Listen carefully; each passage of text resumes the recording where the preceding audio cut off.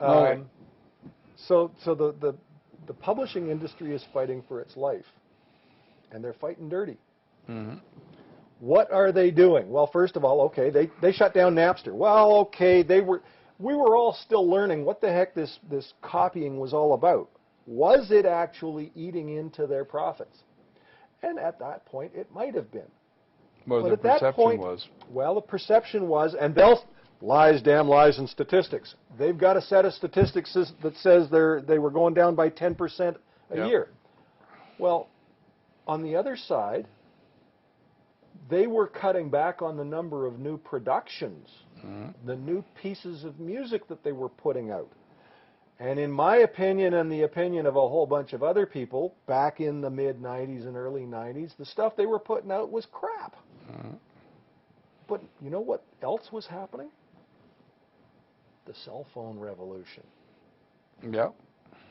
When I am a kid in my teens or a young adult in my 20s or a guy with a wife and family and a mortgage, I have only a very limited amount of disposable income.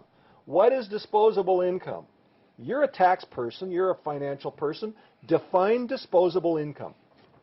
It's what you got left after you pay your taxes and cost of living. What do you use disposable income for?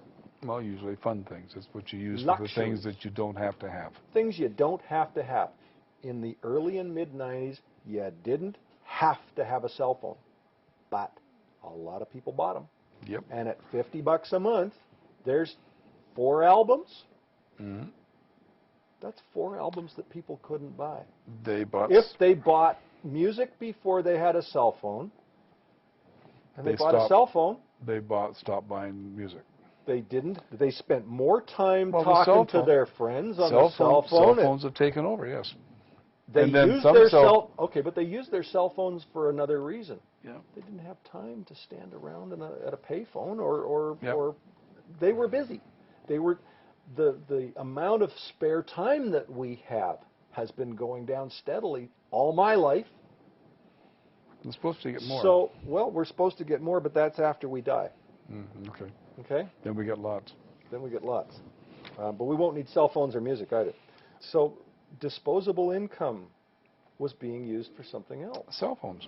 That is an amazing, did you read that someplace else, or did you think that up yourself? Well, actually, it's the chocolate bar industry that finally figured out what was happening to it.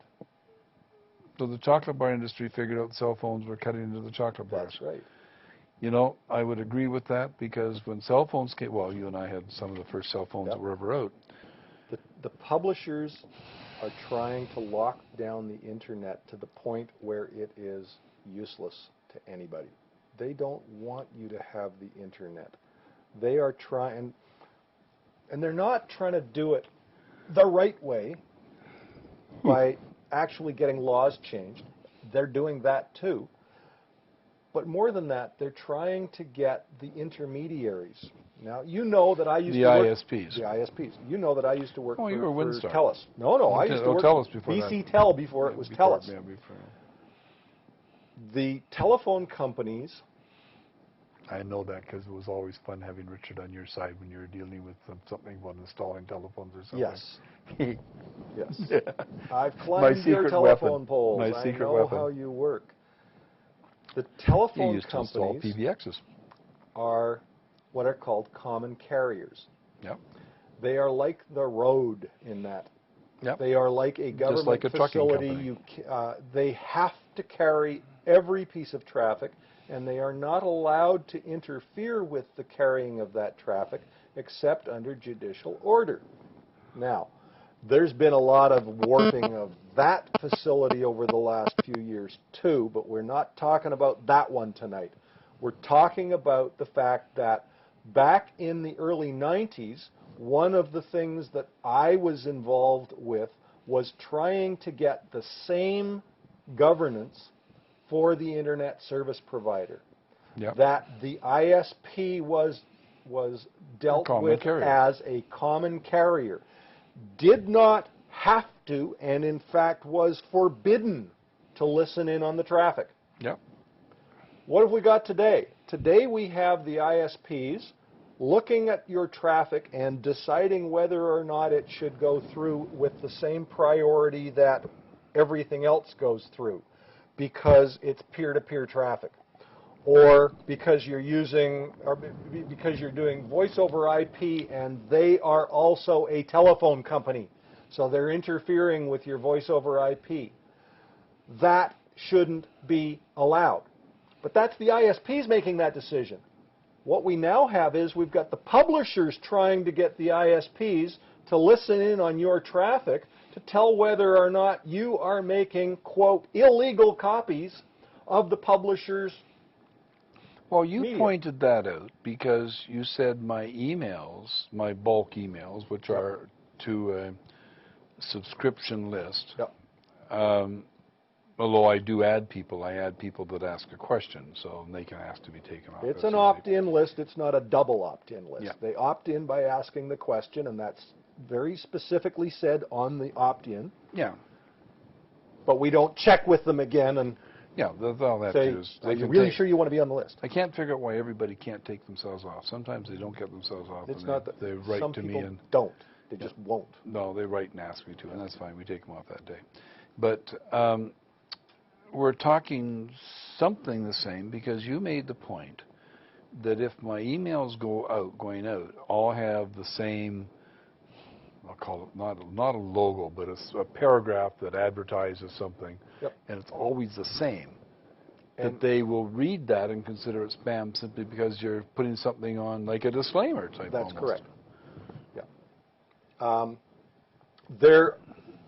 What they do is they take your piece of text, each paragraph they do what's called a checksum, and it's basically like an encryption. It's a piece of thing that is the paragraph encrypted. They store that in a database, and if they'll do that for your whole piece of email, and if they see that basically the email is all the same for 1,000 different emails, and you haven't registered with them as a legitimate email sender, or they've had complaints about your email address, they will just simply stop sending the stuff. They'll disallow you from being their customer effectively.